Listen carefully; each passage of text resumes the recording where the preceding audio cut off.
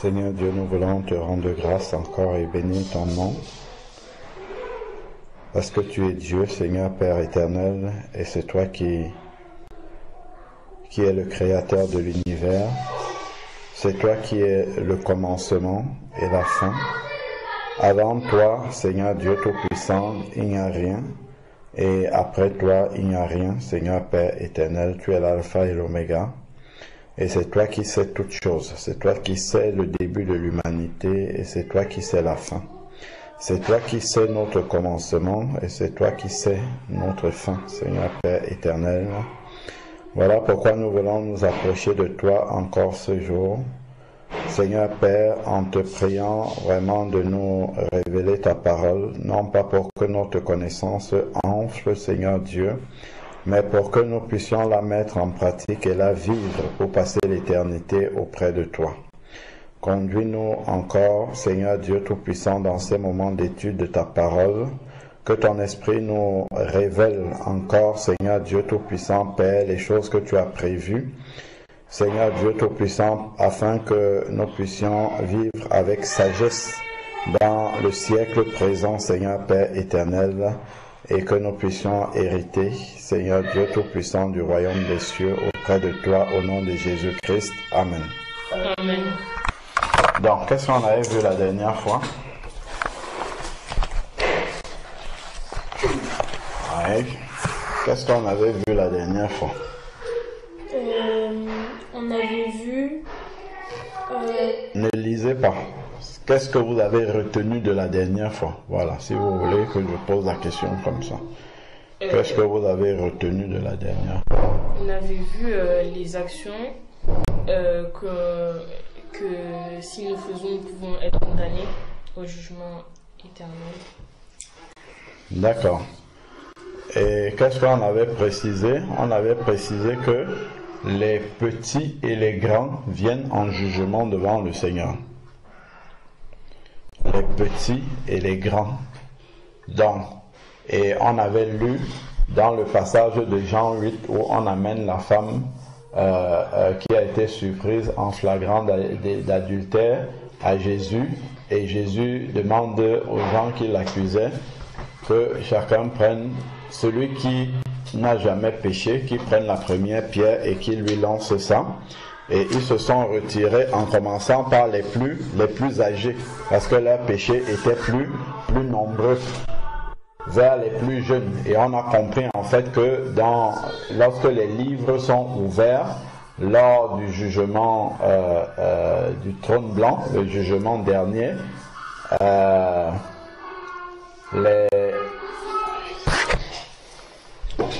donc on avait dit que les petits aussi viennent en jugement devant le Seigneur à partir du moment où ils deviennent conscients qu'ils désobéissent à Dieu. Alors leur responsabilité est engagée devant Dieu. Vous comprenez ce que ça veut dire? Dès l'instant qu'on sait qu'on est en train de faire mal, on est responsable devant Dieu. Un petit qui ne sait pas qu'en prenant, je ne sais pas moi,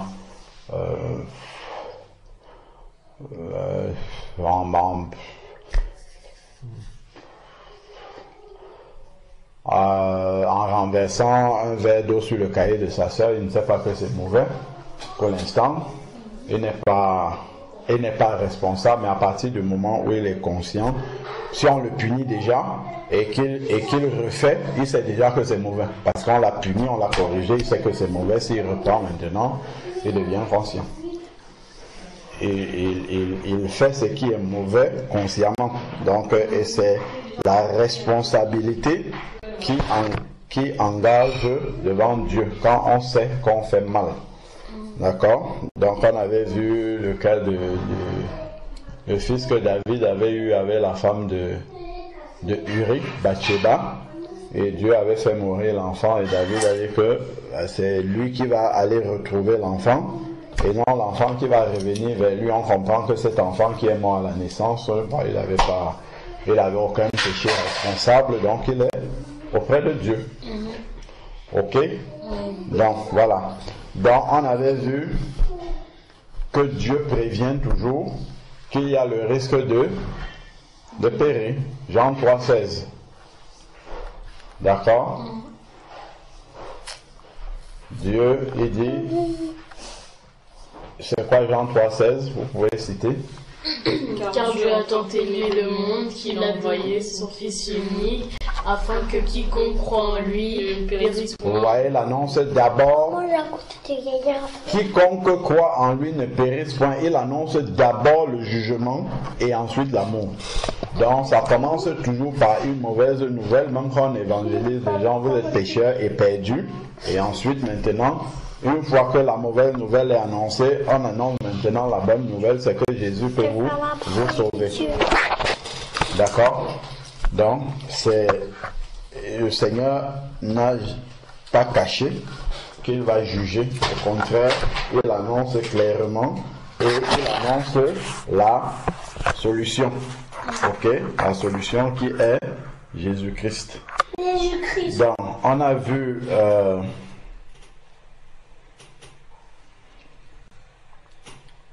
on a vu les différentes œuvres, je pense que c'est ce dont vous étiez en train de parler.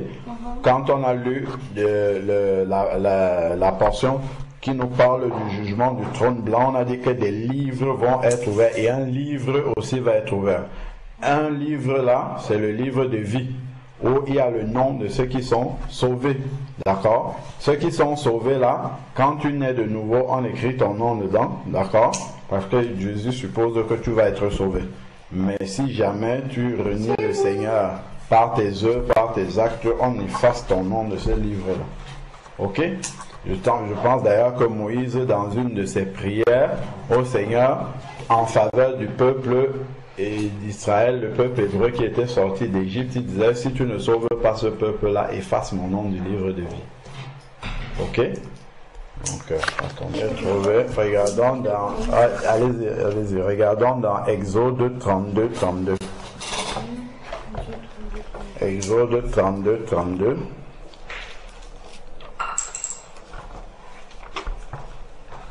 Exode 32, 32. Exode 32. Le 31, il est lourd. Ouais, c'est 32. Ah non, c'est le 32 qui est. 32, 32, qu'est-ce que vous avez lu là? Ils se sont fait un dieu d'or. Pardonne maintenant leurs péchés, sinon efface-moi de ton livre que tu as écrit. Voilà. Dans d'autres versions, c'est efface-moi de ton livre de vie. Attendez, je vais lire chez moi ici.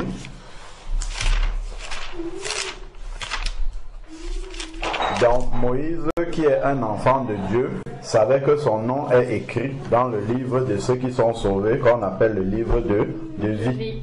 Voilà. Pardonne maintenant leurs péchés, sinon, je t'en prie, efface-moi de ton livre que tu as écrit. C'est le livre de vie. Le livre qu'il a écrit, en fait, c'est le livre dans lequel il y a le nom de ceux qui sont sauvés, parce que c'est le Seigneur qui écrit lui-même le nom de ceux qui sont sauvés. Alors, ici, Psaume 139, 16. Regardons un peu le Psaume 139, 16. Qu'est-ce qui est écrit là? Psaume 139, 16. Le Psaume 139, verset 16.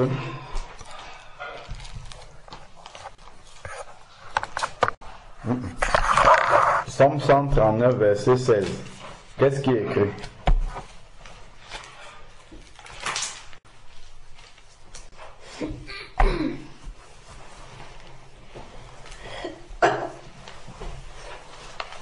Quand je n'étais qu'une masse informe, tes yeux me voyaient. Et sur ton livre était tout inscrit. Les jours qui m'étaient destinés, avant qu'aucun d'eux existât. Voilà. Donc, le livre, c'est le livre sur lequel est écrit déjà d'avant. Le Seigneur sait déjà tout ce qu'on va faire, ainsi de suite. Mais là, ce n'est pas Ce n'est pas le livre de vie dont il est question ici, ça c'est le livre des œuvres même. Alors, il sait même déjà d'avance les œuvres que nous allons pratiquer. Alors, 32, verset 32, voilà. Alors,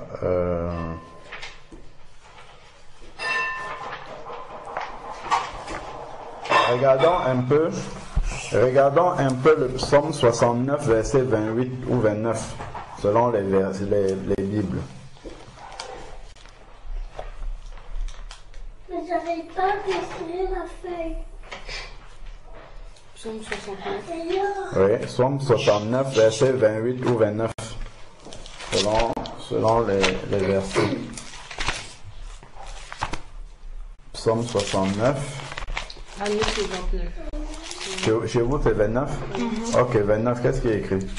Qu'il soit effacé du livre de vie et qu'il ne soit point inscrit avec les justes. Voilà, vous avez compris? C'est le livre de vie est le livre des justes. D'accord? C'est-à-dire le livre de ceux dont les péchés ont été effacés, dont ceux qui ont été justifiés par Jésus. Justifié, ça veut dire rendu juste. Juste, c'est parce que toutes tes œuvres d'injustice, dont de péché, sont effacées, ça n'existe plus. Donc tu es juste comme Jésus. Et leurs noms seront inscrits dans un livre. Et si on efface ton nom de ce livre-là, tu es perdu. Donc c'est ce livre-là qui est consulté dans le livre lors du jugement du trône blanc, le livre des justes. Parce que on avait dit, quiconque ne fut pas trouvé dans le livre de vie fut jeté dans les temps de feu. Ok? Quiconque ne fut pas trouvé dans le livre de vie fut jeté dans les temps de feu.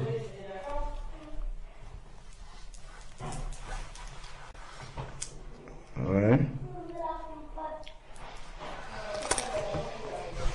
Voilà, vous pouvez lire Daniel 12, 1. Daniel 12, 1. Daniel chapitre 12, verset 1. En ce temps-là, se lèvera Michael, le grand chef, le défenseur des enfants de ton peuple, et ce sera une époque de détresse, telle qu'il n'y en a point eu depuis que les nations existent jusqu'à cette époque. C'est Daniel 12, 1. Oui. Oui, vas-y, continue. Et ce sera une époque de détresse, telle qu'il n'y en a point eu depuis que les nations existent jusqu'à cette époque. D'accord. En ce temps-là, ceux de ton peuple qui seront trouvés inscrits dans le livre seront sauvés. Ah, vous l'avez compris? Ceux de ton peuple qui seront trouvés dans le livre de vie, dans ceux qui sont justes seront sauvés. Ok? Oui. Donc, il y a un livre de vie dans lequel nous devons conserver notre nom écrit. Et c'est en fonction de si nous demeurons attachés au Seigneur.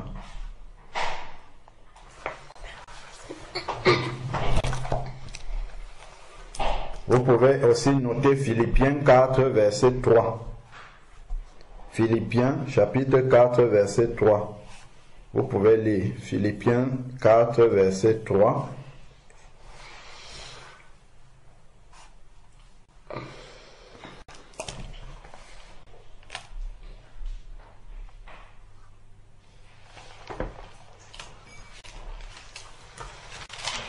Philippiens 4, verset 3.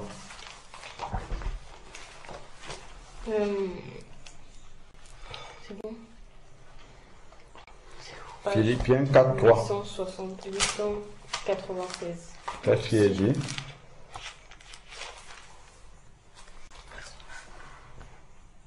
Et toi aussi, fidèle collègue, oui, je te prie de les aider, elles qui ont combattu pour l'évangile avec moi et avec Clément et mes autres compagnons d'œuvre, dont les noms sont dans le livre de vie. D'accord? Ce sont les compagnons d'œuvre de l'apôtre Paul avec qui il travaillait pour le Seigneur, et il dit que leur nom est écrit dans le livre de vie. Le livre de ceux qui sont sauvés, ceux qui travaillaient avec lui. Ok? Donc, ils avaient toujours cette pensée-là du nom qui est écrit dans le livre de vie. Maintenant, dans les reproches que Jésus fait à certaines églises, dans le livre d'Apocalypse, prenez Apocalypse 3, verset 1. Oui, on peut lire de 1 à 5. Apocalypse 3, verset 1 à 5.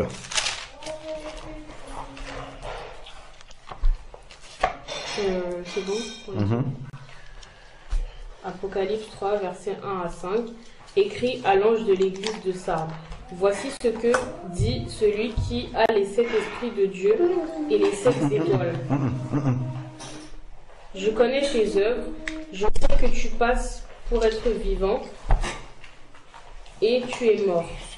Sois vigilant et affermi. Le reste qui est près de mourir, car je n'ai pas trouvé tes œuvres parfaites devant Dieu. Rappelle-toi donc comment tu as reçu et entendu, et garde et répands-toi. Si tu ne veilles pas, je viendrai comme un voleur, et tu ne sauras pas à quelle heure je viendrai sur toi. Cependant, tu as à Sardes quelques hommes qui n'ont pas souillé leurs vêtements. Ils marcheront avec moi en vêtements blancs, parce qu'ils en sont dignes. Celui qui vaincra sera revêtu ainsi de vêtements blancs. Je n'effacerai point son nom du livre de vie, et je confesserai son nom devant mon Père et devant ses anges. Vous avez compris? Oui. Donc, on va lire ça, mais de façon opposée. D'accord? Ainsi, le vainqueur se revêtira de vêtements blancs. Ainsi, le perdant, d'accord? Celui qui n'est pas vainqueur, il est perdant. Il ne se revêtira pas de vêtements blancs. Ok? Oui.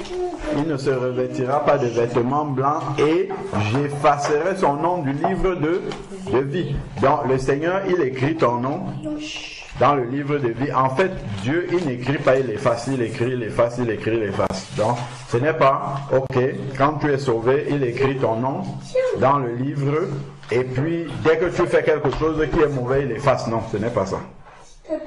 Tel qu'on a lu là, le Saint-Esprit t'appelle à te repentir, toute ta vie il te répand, il t'appelle à te repentir. Si à la fin de ta vie, d'accord, tu ne t'es pas repenti, quand tu meurs, Dieu il réexamine ta condition. Quand tu es sauvé, né de nouveau, il écrit ton nom dans le livre de vie, ça reste là. Tu pêches, il t'invite à te repentir, mais il n'efface pas le nom. Lorsque tu vas mourir ou lorsque la trompette sonne, il réexamine ta condition à ce moment-là. Si tu es toujours sauvé, il laisse ton nom dans le livre de vie. Si tu n'es plus sauvé, il efface.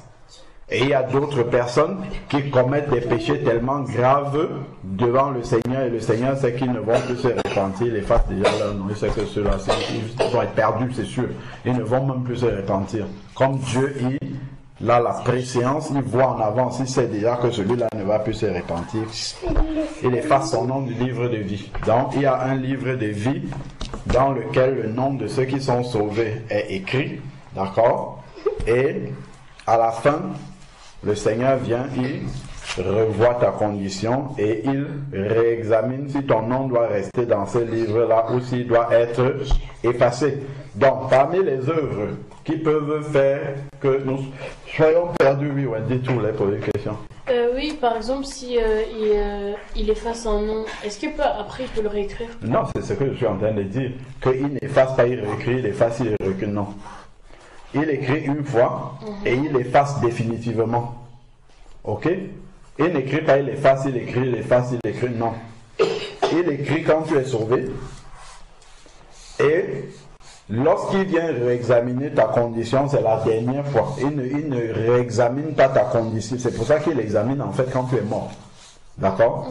Puisqu'il est réservé aux hommes de mourir une fois après quoi vient le jugement. Quand tu es mort, ta condition ne peut plus changer au moment de la mort ou bien au moment où Jésus revient. D'accord? Donc, il réexamine ta condition. Si tu es toujours en communion avec Jésus-Christ, si tu confesses toujours Jésus-Christ et que tu le suis, il garde ton nom. Si tu as renié Jésus-Christ verbalement ou bien par tes œuvres, tu ne vis plus comme un enfant de Dieu, il efface ton nom. Je disais qu'il y a d'autres personnes maintenant qui ont commis un péché tellement grave que quand Dieu y voit dans l'avenir, puisqu'il voit ce qui va venir, il sait déjà qu'une telle personne, ce péché, c'est qu'il a commis, il ne va plus jamais se repentir, il ne reviendra plus en arrière. Le Seigneur, il efface déjà son nom parce qu'il sait que ça ne va plus rien changer. D'accord? Voilà. Donc, ce n'est pas dès que tu commets un péché, il efface. Après, si tu te répands, il remet, ainsi de suite, il efface, ça ferait beaucoup de travail. Ok? Voilà. Donc, je disais, on a cité certaines œuvres qui font en sorte que ton nom, si tu restes dans cette condition-là, jusqu'à la fin de ta vie, ton nom peut être effacé de ce livre-là ou bien peut ne jamais avoir existé dans ce livre-là. Quelles sont les œuvres que nous avons citées? Sachant que tout péché, en fait, peut faire que ton nom soit effacé. Mais pour les enfants en particulier, on a cité un certain nombre de péchés. On a parlé de quoi? Oui. Les moqueries. Les moqueries, on avait vu l'exemple des enfants qui s'étaient moqués de la calvitie de Élisée. Et puis les ours sont sortis de la forêt et ont tué ces enfants-là. Ils étaient combien? 42, je pense. Oui, c'est ça. C'est pas peu. Hein? Voilà. Donc Dieu a laissé que des enfants soient bouffés par des ours. Hein? Donc ça veut dire que ces enfants-là devant Dieu étaient responsables. Sinon Dieu n'aurait pas permis ça. Voilà. Donc, ensuite, il y a quoi? Les insultes. Les insultes. On avait vu, si tu dis insensé à ton frère, tu es passible de la géhenne. C'est le feu, c'est les temps de feu éternel. On a parlé de quoi aussi? La désobéissance. La désobéissance, les vaines paroles. Les vaines paroles. On a beaucoup parlé abondamment de quoi? Les menteurs. Le mensonge.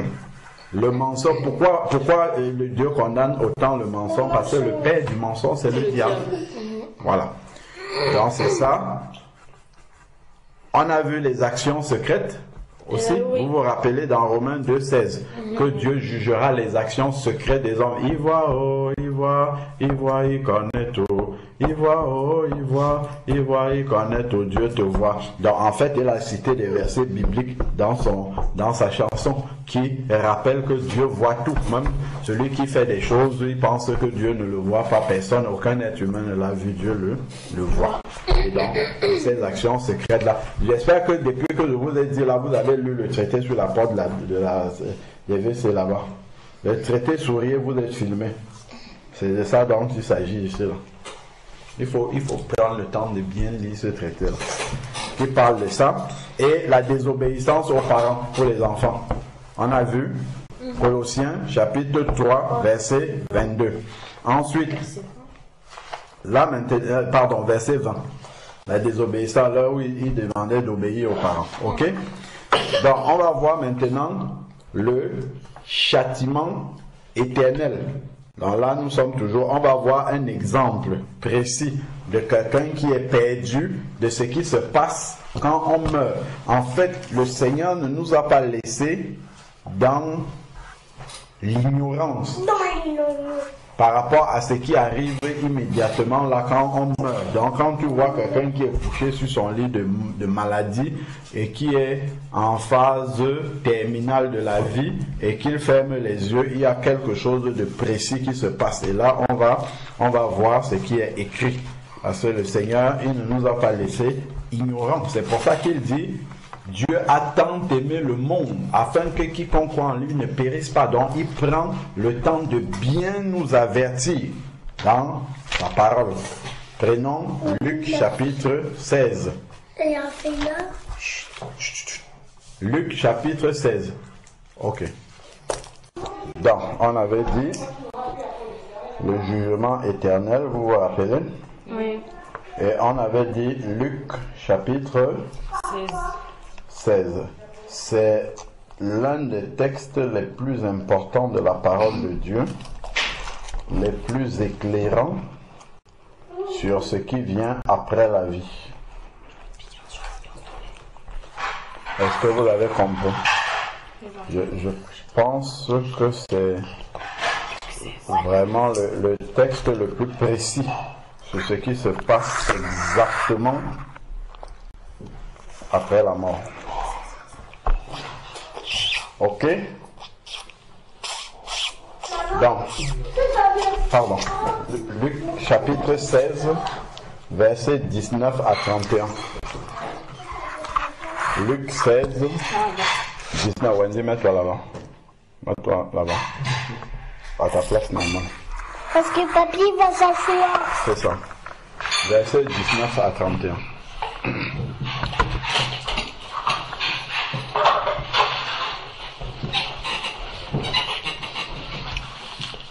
Ça doit être surligné, encadré dans vos Bibles.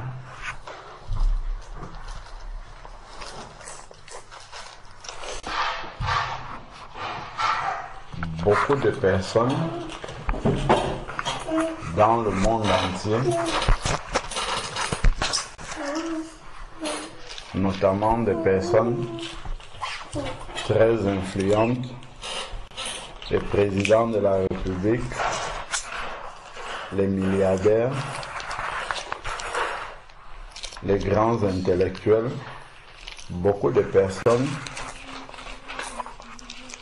se posent la question sur ce qui vient immédiatement quand on meurt. Et il y a beaucoup de... Comment on peut dire ça? Beaucoup de...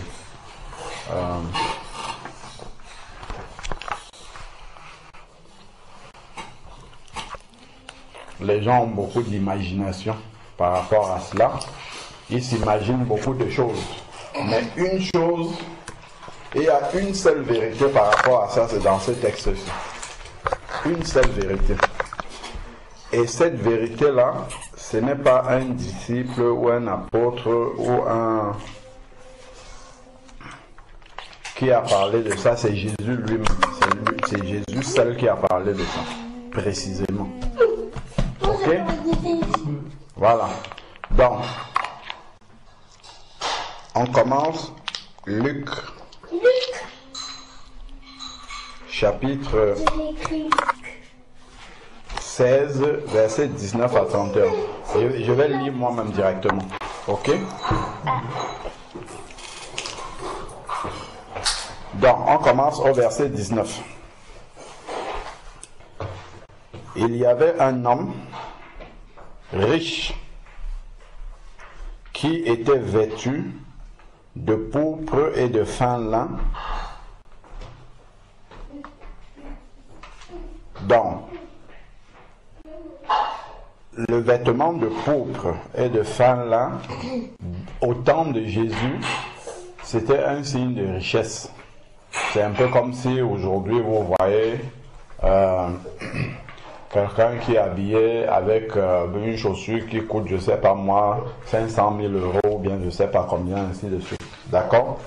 Donc, pourpre et fin lin, c'était un signe extérieur, manifeste de richesse, et qui, chaque jour, menait joyeuse et brillante vie. Ok? Donc, ça, ce n'est pas un problème d'être riche, même d'être vêtu de fin lin ou de pourpre, mais le problème c'est que chaque jour, pas certains jours seulement. Donc, le problème qui se pose avec ce riche-là, c'est pas sa richesse, c'est que chaque jour, il menait joyeuse et brillante vie. Ce n'était pas certains jours seulement, chaque jour. En fait, joyeuse, c'est-à-dire qu'il ne pensait qu'à se réjouir comme ça, à être dans une joie, pas celle que donne le Seigneur, mais celle que procure la richesse. D'accord? Et brillante vie, il ne pensait qu'à sa carrière ou à ses affaires, à sa prospérité. Ok? Et il faisait ça chaque jour sans se poser d'autres questions. Donc, ses seules préoccupations, c'était de perpétuer et d'assurer quotidiennement la continuité de sa richesse. D'accord? Voilà. Et de continuer à acheter et à montrer ses beaux vêtements, à exhiber sa richesse. Voilà. Donc ça, le fait que ça soit chaque jour, c'est ça qui est un problème. D'accord? Donc il n'y avait aucune autre place pour Dieu dans sa vie. Donc, il comptait sur lui-même pour le faire. Maintenant, à contrario, on nous prend, en fait, la parole de Dieu pour parler de ce Wendy, on est concentré là. Je vous ai dit, c'est l'un des textes les plus importants de la Bible. C'est pas le moment d'être distrait, de parler d'autre chose. Donc, le Saint-Esprit qui a inspiré la Bible a pris deux profils, deux personnes sur la terre. Une personne qui n'a aucune place pour Dieu dans sa vie et qui a tout le bien-être qui peut exister dans ce monde. Et maintenant, on va prendre une autre personne qui a un autre profil dans la vie. C'est un pauvre. L'autre était riche, lui il est pauvre. Et il est malade. Il est couvert d'ulcères. Du nom de Lazare. D'accord? Il faut savoir une chose, c'est que Jésus parle beaucoup en parabole. Ok? Quand Jésus parle en parabole, il utilise des images pour donner une leçon aux gens. Par exemple, on va dire la parabole de l'ivraie. D'accord? Il va dire un riche ou bien ainsi de suite. Mais quand il donne le nom de quelqu'un précisément comme ça, ce n'est pas une parabole. Il parle d'une histoire qui existait quelque part, dont lui la connaissant, puisqu'il connaît tout ce qui existe sur la terre. Donc le Lazare dont il parle là, qui était pauvre là, a réellement existé. C'est pour ça qu'il lui donne son nom. Mais dans les paraboles habituelles comme ça, Jésus ne précise pas de nom, parce que c'est simplement des images pour expliquer une notion. Donc, un pauvre couvert d'ulcères, d'accord, donc qui était malade du nom de Lazare, était couché à son portail. Il était couché au portail du riche. Donc, quand le riche entrait et sortait, il le voyait. Donc, en fait, il n'est pas placé n'importe où. Il est placé au portail. C'est pour dire que, en fait, il était dans le champ de vision quotidien du riche, parce qu'il sort, il entre dans sa maison. Donc quand il menait une joyeuse et brillante vie comme ça, c'était à côté de Lazare qui était pauvre et qui était à son portail, qu'il voyait chaque jour. Ok? Donc ça nous montre, ça nous donne déjà une autre image. C'est l'image du manque de compassion. Donc vous comprenez que son problème, ce n'était pas qu'il était riche, c'est qu'il n'avait pas de compassion pour celui qui n'en avait pas. Donc Lazare était couché à son portail. Le pauvre là, Lazare, il aurait désiré se rassasier de ce qui tombait de la table du riche. Donc il aurait voulu avoir même les miettes du riche. Donc forcément il mendiait auprès du riche. Même les chiens venaient lécher ses ulcères. Donc c'est vraiment un grand indigent. Donc quelqu'un qui n'en avait pas, mais que le riche voyait, et le riche voyait sa condition, et le riche avait la possibilité de l'aider, et il ne l'a pas fait. Et chaque jour, il était là. Ok? Donc, le problème ici n'était pas que Lazare était pauvre, il était là, mais il espérait en Dieu. Ok? Que va-t-il se passer? Le pauvre va mourir en premier, puisqu'il est malade, il n'a pas de soins, il n'a pas de nourriture, la famine, la faim, et ainsi de suite. Donc, le pauvre mourut. D'accord? Là maintenant, ce qui vient après, dans cette phrase-là, nous montre exactement ce qui se passe lorsque quelqu'un qui est en communion avec Jésus-Christ meurt. À l'instant où il meurt, ce qui se passe, voilà ce qui se passe là. Ok? C'est écrit ici, et fut porté par les anges dans le sein d'Abraham. Donc à l'instant là où il meurt, les catholiques disent qu'il va au purgatoire, ainsi de suite. On voit que là il n'y a pas de purgatoire. Les anges sont venus le chercher pour l'amener dans le sein d'Abraham. Peut-être vous avez souvent entendu, si vous avez lu, il y a un des livrets là, des témoignages des personnes qui ont vécu des, comment on appelle ça, des situations de mort imminente, donc qui sont près de la mort ou qui sont entrées dans un coma profond et qui racontent ce qu'elles ont vu. Vous avez lu ça, non? Oui. Les différentes histoires, voilà. Donc souvent, il arrive que certaines personnes, au moment où elles sont en train de rendre l'âme, de mourir, elles disent autour d'elles ce qu'elles sont en train de voir, les dernières paroles. Souvent, justement, certains voient le feu, voient derrière le feu qui arrive, d'autres disent « Ah, on est en train de venir me chercher ». Il y a beaucoup de personnes qui étaient en train de partir de ce monde-ci, qui ont dit ce qu'elles étaient en train de voir au dernier moment. Et ça confirme, la plupart, ça confirme ce texte. Donc, les anges sont venus prendre le pauvre pour l'amener dans le sein d'Abraham. Pas parce qu'il était pauvre, mais parce qu'il croyait en Dieu. D'accord? On l'a amené dans le sein d'Abraham. Ce qui se passe ici, ça se passe quand Jésus n'était pas encore mort et ressuscité. Donc, les morts en Dieu allaient d'abord dans le sein d'Abraham. Mais aujourd'hui, ils vont immédiatement au paradis.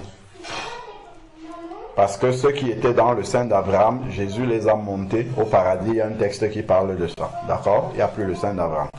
Donc, c'est que ça nous montre déjà une chose. C'est qu'il y a la vie après la mort. La mort, ce n'est pas la fin. Comme les témoins de Jéhovah peuvent dire. La mort, ce n'est pas la fin. Donc, il continue à vivre dans le sein d'Abraham. Ok? Le riche aussi mourut et fut enseveli. Ça nous ramène à une réalité. C'est que qu'on soit riche, qu'on soit pauvre, qu'on soit grand, qu'on soit petit, qu'on soit intellectuel, qu'on n'ait aucune instruction, quel que soit. Donc, ce qui nous montre que, en fait, toute l'espèce humaine est soumise à la mort. Et après la mort, il y a quelque chose, quel que soit comment on a vécu sur la terre. D'accord? Ce n'est pas la fin. Qu'on ait été avec Dieu ou sans Dieu, il y a une suite ici et on voit les deux suites possibles. Ok? Donc, ce texte-ci nous montre les deux seules possibilités qui existent. C'est soit on est avec Jésus-Christ, soit on est sans Jésus-Christ. Et ici, là, il y a les deux chemins possibles après la mort. Donc, le riche aussi mourut et fut enseveli. On voit que le pauvre n'a même pas eu de sépulture. On dit simplement que les anges sont venus le chercher. Pourtant, le riche, il a eu une tombe. Il a eu une sépulture bien parce que, effectivement, il avait les moyens de pouvoir s'en offrir une. Ok? Bon. Ça, après la mort, la chose la plus importante, ce n'est pas là où on va nous enterrer, c'est là où est-ce qu'on va partir. C'est ça qui est la chose la plus importante. On peut nous mettre dans un cercueil de millions d'euros, ça va pourrir dans la terre, mais c'est pas ça qui est la chose la plus importante. Donc ici, maintenant, à partir du verset 23, on nous explique aussi le chemin que le riche a pris. Donc, le pauvre qui croyait en Dieu est mort et a été porté par les anges dans le sein d'Abraham, donc au ciel maintenant pour nous, au paradis, tandis que le riche est mort, il a été enseveli. Le verset 23 nous dit dans le séjour des morts. Il leva les yeux. Mais il est mort, non? Comment il peut lever les yeux encore? C'est son âme. Voilà. Son âme a les yeux, au fait. Donc, il continue à exister.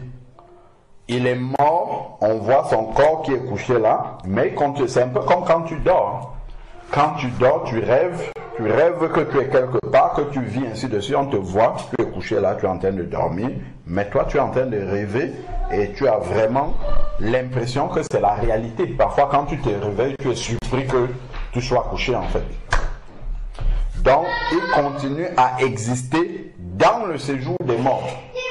Donc il a pris une direction qui reflète et qui résulte de la vie qu'il a menée chaque jour, joyeuse et brillante vie, c'est-à-dire une vie d'insouciance par rapport à Dieu. Ok? Insouciance par rapport à l'avenir de son âme. Que va devenir son âme après la mort? Il ne s'en souciait pas. Et voilà maintenant qu'il est devant cette réalité-là. D'accord? Le séjour des morts. Vous vous rappelez que quand on a lu dans le jugement du trône blanc, on avait dit la mort et le séjour des morts rendit leur mort et fut versé dans les temps de feu. Ok? Donc, ceux qui sont morts et qui ne connaissaient pas Dieu, ils vont d'abord attendre dans le séjour des morts. Et c'est un endroit où on va voir comment c'est là-bas. Ce n'est pas une belle chambre climatisée où ils dorment en attendant ou bien où ils sont en train de se restaurer en attendant. D'accord? On va voir déjà ce qui se passe dans ce qu'on appelle le séjour des morts, qui n'est qu'une antichambre en attendant la fin.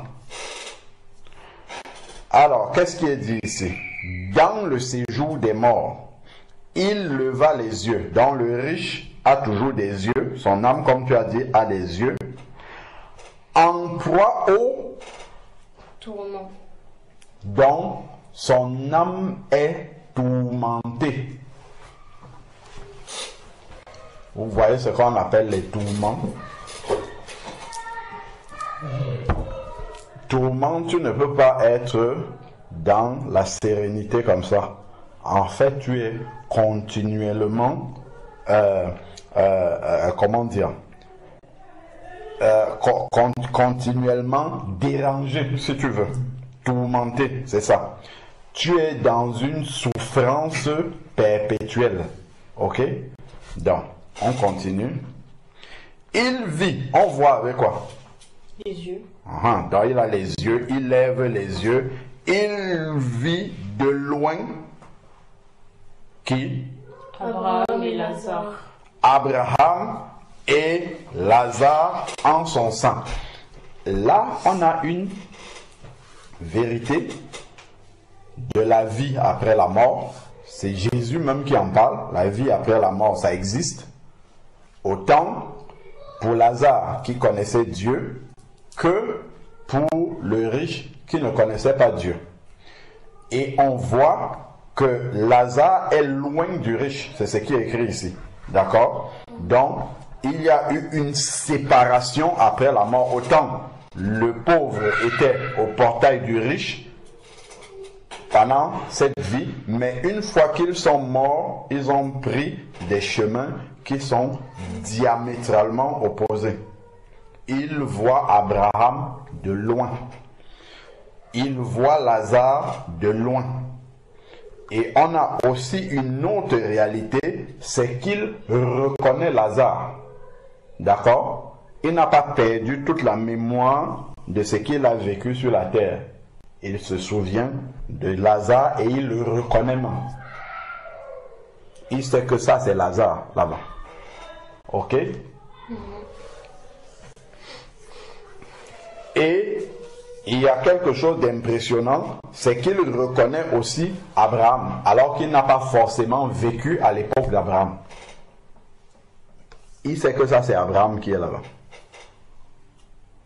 Ça nous ouvre une perspective sur ce qu'il y a après la mort. C'est-à-dire on reconnaît des personnes même dont on a seulement entendu parler, mais on sait que ça c'est tel, ça c'est un tel, ça c'est Moïse, ça c'est Élie, ça c'est Pierre, ça c'est Jean, ainsi de suite. Ok? Donc il reconnaît Abraham, il reconnaît Lazare. Il les voit, mais eux ils sont loin. En son sein, donc ils sont loin de lui. On voit que le séjour des morts, et là où les justes sont, c'est séparé. Et il va nous en parler après. Il s'écria, donc il peut continuer à crier après la mort. Ok? Donc son âme peut continuer à crier. Cette âme-là a bien des yeux pour voir. Cette âme-là peut être tourmenté et peut s'écrier, donc peut parler, donc il a une bouche pour parler. Il s'écrie Père Abraham, donc il appelle Abraham Père. Ok? Donc c'est même probablement un Israélite, un Juif. Puisqu'il l'appelle Père Abraham, ce sont des Juifs qui appellent Abraham leur Père. Ok? Il dit, Père Abraham, aie pitié de moi. Mais ce n'est pas Abraham qui sauve les gens. Ok? C'est Jésus qui sauve. Aie pitié de moi. Et donc il peut parler, il peut s'exprimer après la mort. Il peut demander des choses. Donc il peut avoir une volonté encore.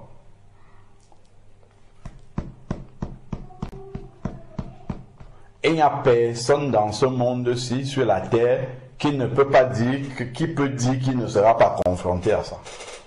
On sera forcément confronté à l'un de ces deux chemins-ci un jour. Il est réservé aux hommes de mourir une seule fois, après quoi vient le jugement. Hébreux 9, verset 27. Donc, il dit ici, il s'écria, envoie Lazare pour qu'il trempe le bout de son doigt dans l'eau et me rafraîchisse la langue. Donc il a une langue, donc il a soif. Alors qu'on peut dire que quelqu'un est mort là, il n'a plus ni soif ni faim, ainsi de suite, mais on voit que son âme là a des besoins encore d'eau, a besoin d'être rafraîchi.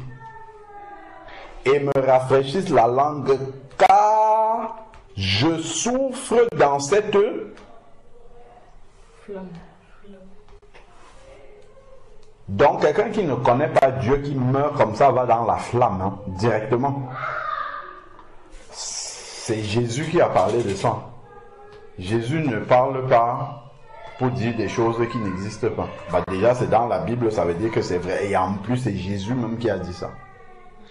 Donc il est parti dans la flamme. Ça en fait, ça doit nous inciter à réaliser que les personnes proches que nous fréquentons, que nous connaissons, ainsi de suite, qui ne connaissent pas Dieu, c'est ça qui va leur arriver. Et bien sûr, nous-mêmes aussi, si on n'est pas sérieux avec Dieu, ça, on va connaître ça aussi. Donc, vous comprenez pourquoi évangéliser est vital, capital, parce qu'en fait, on essaye d'éviter aux gens ce sort-là. Même à son pire ennemi, on ne peut pas lui souhaiter ça. Qu'il me rafraîchisse la langue, car je souffre dans cette flamme après la mort. Abraham va répondre. Donc même ceux qui sont sauvés peuvent parler aussi. Donc on continue à vivre. Abraham peut parler. Il dit, Abraham répondit, mon enfant. Donc il le reconnaît, ça doit être un juif. Mon enfant. Ça, c'est mon enfant, pas selon Dieu, pas selon la foi, puisqu'Abraham est le père de la foi, mais c'est son enfant dans la chair, donc ça doit être un juif, puisque Abraham est le père des juifs, il est d'ailleurs le père même des arabes aussi. Alors, donc, qu'est-ce qu'il lui dit? Mon enfant, souviens-toi que tu as reçu tes biens pendant ta vie. Donc, quelqu'un qui est mort n'oublie pas ce qu'il a vécu sur la terre.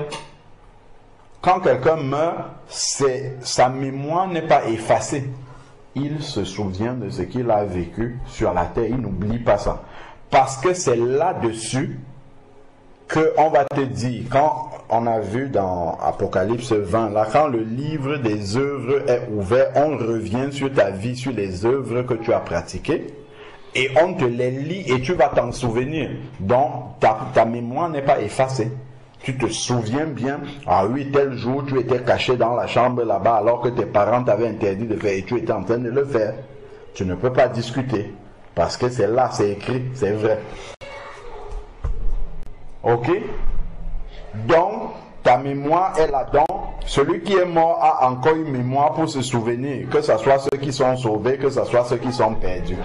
Donc, Abraham lui dit, souviens-toi que tu as reçu tes biens pendant ta vie et que de même, Lazare a eu des maux. Donc, il se souvient aussi qu'il connaissait Lazare et il se souvient de la vie de Lazare. Il se souvient que Lazare était devant son portail. Donc, après la mort, la pensée n'est pas nettoyée, elle n'est pas effacée. D'accord? Ok? Donc,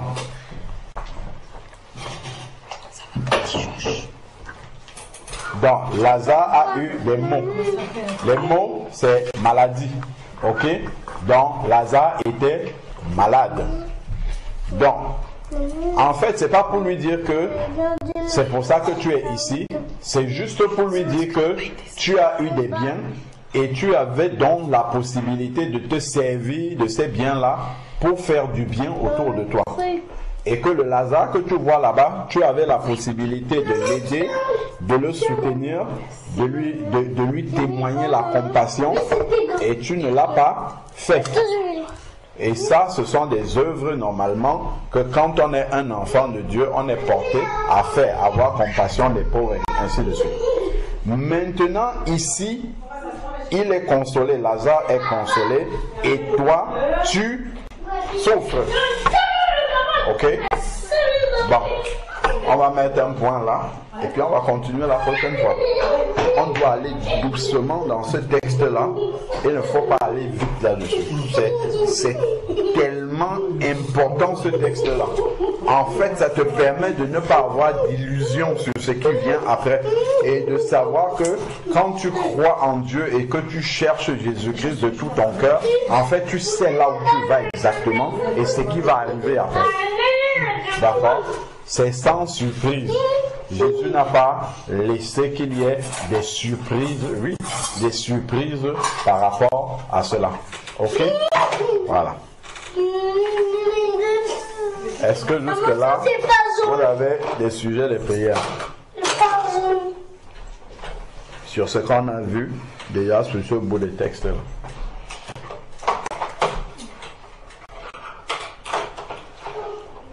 Avez-vous des sujets de prière? Que Dieu nous aide à faire attention aux autres. Voilà. Que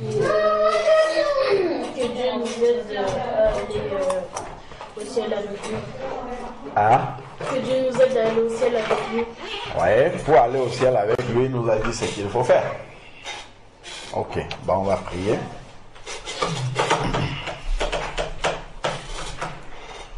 Seigneur Dieu, nous te bénissons encore pour ta parole qui est la vérité.